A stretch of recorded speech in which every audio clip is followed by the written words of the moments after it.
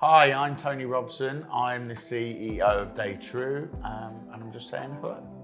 And I'm Hayley Robson, the Creative Director of Daytrue. Okay, so how can we make the most out of our initial meeting or initial design consultation? For us, we're trying to get to know you, understand you, but anything that you can bring in terms of floor plans, space, photos, inspiration images, Pinterest is great because it really helps us to understand what you like if we can see it visually, because everyone's interpretation of something is not necessarily everyone else's. So anything visual, newspaper, clippings from a magazine or anything really help us to understand what you like and equally what you don't like. Yeah, and feel free to send it in before the meeting as well. Email it over because it will give us the chance to have a look at it.